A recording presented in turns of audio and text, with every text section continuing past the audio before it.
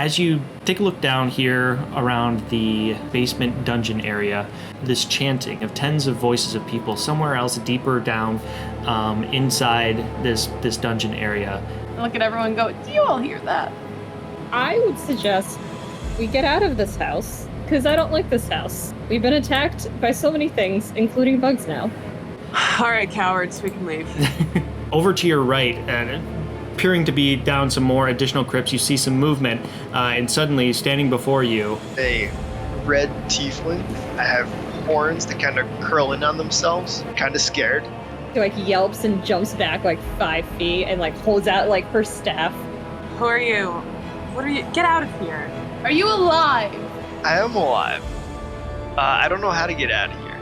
I just kind of woke up in this house, and then there are some dead kids in there. Go to the basement. And I was like, okay.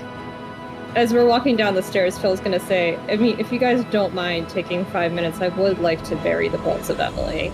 The front door again, you see the gated portico area, the fog super dense and right in front of you as you step down these first couple steps.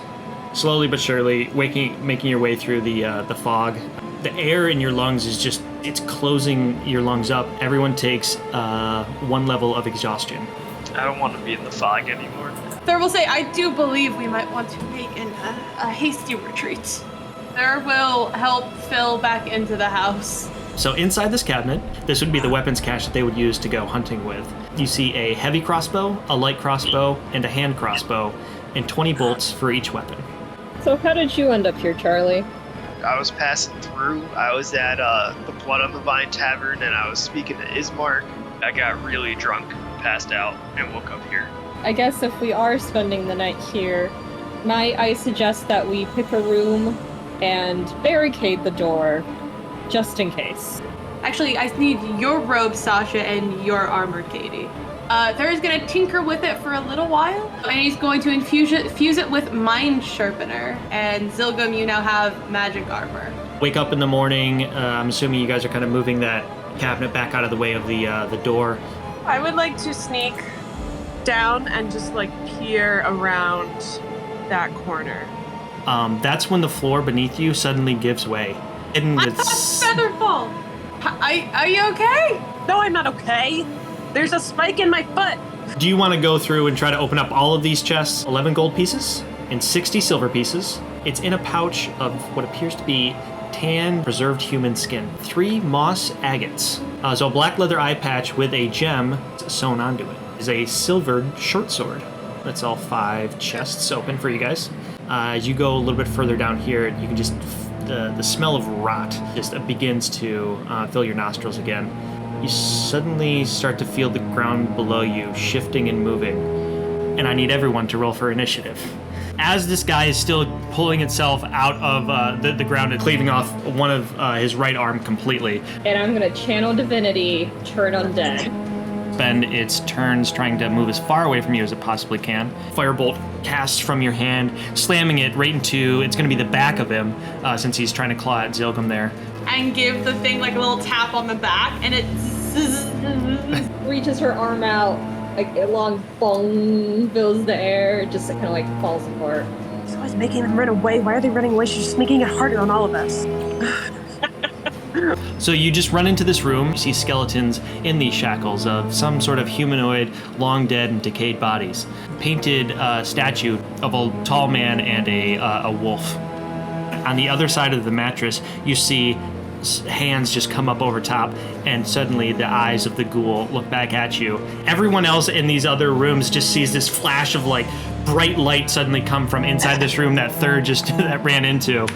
You're just kind of getting out your heavy crossbow, and you nail right through its head, and it sticks into the wall behind it as it just kind of slumps there, completely dead, but still held up by your bolt. You do notice a footlocker at the end of the bed. Inside is a well-to-do heavy cloak, a yellowing leather book, a flask of strange liquid, orangish in color, 4 vials that are reddish in color. There's also a chainmail shirt, a set of thieves' tools, and that's about it.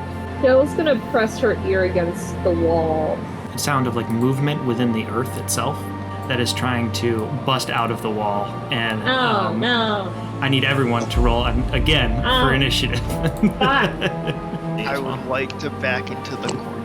It's coming out of this hole, and its arm's a lot longer than what you expect. It claws down your back, and that's when you realize you are completely paralyzed. But this small cavern inside the wall lights up with just flames, doing a massive amount of damage. As you feel this claw go down your face, you just feel it sink into your body, and you are now paralyzed as well.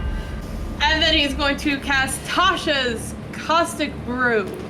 And then from her scepter, you see it's like initially black energy, and then it goes gray, and then it goes white. So it's like this It's almost like the Thanos snap. It just goes into like bunches of ash and whatnot. And after a minute finally passes, you're no longer paralyzed. At the bottom of the stairs, they kind of curve off to the right, and you can see alcoves that are stocked with grisly trophies that line this chamber. You can finally now discern the lyrics. He is the ancient. He is the land.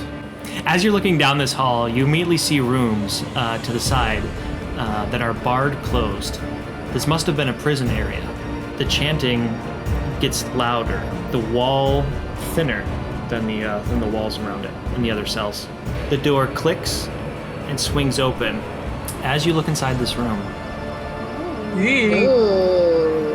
before you appears to be some sort of ritual chamber, as the voices suddenly stop, or as you open up this door. There will slowly close the door. Yeah, no, Phil is just like, no. In this room, you see smooth masonry walls. Murky waters cover most of the floor in here. In the middle of the room, more stairs rise to form an octagonal dais. You reach the staired edge, and now you can hear the chanting returning, but it's different. One must die. One must die. These figures just seem to manifest themselves out of nowhere, all dressed in black robes, continuing to chant, one must die. As you run your hand through them, try to like move your hand around their hood to pull their hoods off, your hand just goes right through it. I'm gonna step off the pedestal. As you step off from it, the chanting stops, but the people remain. They switch their chant. Lorgoth the Decayer, awaken thee, Lorgoth. Oh, fuck. The Decayer, awaken thee, Lorgoth. No. Go back to sleep! Go back to sleep! The mound of detritus suddenly begins to move. As you see it take form, the matter piled up suddenly begins to pull itself together and shift and move. Long tendrils hold at the edges of the walls and pulls the mass forward, now clearly alive. And at this point in time, that's where we're going to end the session.